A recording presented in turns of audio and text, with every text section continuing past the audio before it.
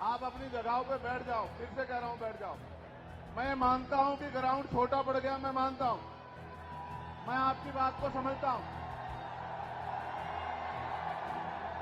मैं ये भी जानता हूं कि अगर रामलीला मैदान में रैली होती तो वो भी छोटा पड़ता आज, मैं इस बात को भी जानता हूं।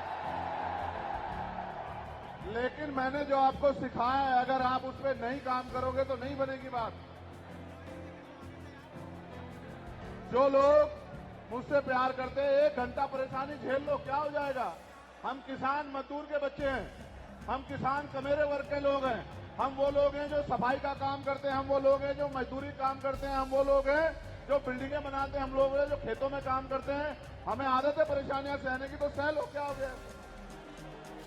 अगर आप मेरे लिए कहे के बाद इतना नहीं कर सकते तो फिर क्या फायदा कि 1931 के बाद इस देश में सभी जाति धर्मों के लोगों की जनगणना नहीं हुई है। जब तक जनगणना नहीं होगी तो ये नहीं पता लगेगा कि schedule caste, schedule tribe, backward के लोगों को कितनी उनकी आबादी और कितना सम्मान उनको मिल रहा है, कितनी हिस्सेदारी उनको मिल रही है। तो केंद्र सरकार जल्द से जल्द जातिगत जनगणना कराए। जब तक जातिगत जनगणना नहीं होगी तब तक सबसे पहले स्पष्ट ही नहीं होगा जो आज षड्यंत्र किया गया है और कुछ लोगों को जानबूझ के उनके मुंह से कहलवाया जा रहा है कि इस जाति का हिस्सा ये लोग खा रहे हैं, इस जाति का हिस्सा ये लोग खा रहे हैं, इस जाति का हिस्सा ये लोग खा रहे हैं। मैं चंद्रशेखर आजाद आपको वचन देके कहता हूं, अपने बहुजन समाज के सामने जातिवार जनगणना कराइए, उसके आंकड़े सार्वजनिक कराइए।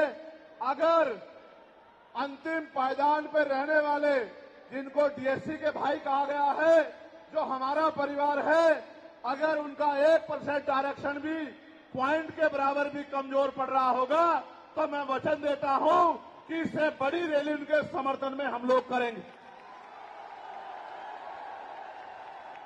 मैं फिर आपसे कह रहा हूं, आप याद करो, जब से इस देश में आरक्षण व्यवस्था लागू हुई है, इस आरक्षण को खत्म करने के लिए चाहे वो कांग्रेस पार्टी रही हो या भारतीय जनता पार्टी रही हो या और कोई मनुवादी दल रहा हो, इन्होंने एड़ी चोटी के जोर लगाए। और आज जिन जातियों को गाली दी जा रही है, ये वही जातियां हैं जिन्होंने अपने बच्चे कुर्बान कर दिए लेकिन अपने अधिकारों की रक्षा की। और आज भी इस देश में आरक्षण बचा हुआ है, नौकरियां बची हुई है, हिस्सेदारी बची हुई है, राजनीतिक व्यवस्था कायम है, लोकतांत्रिक व्यवस्था है। तो धन्यवाद करना चाहिए उन जातियों का जिन्होंने अपने प्राणों का बलिदान दे दिया, लाठी डंडे खाए, गोलियां खाई, लेकिन अपने अधिकारों को छीनने नहीं दिया। सब लोगों को उनका धन्यवाद करना चाहिए।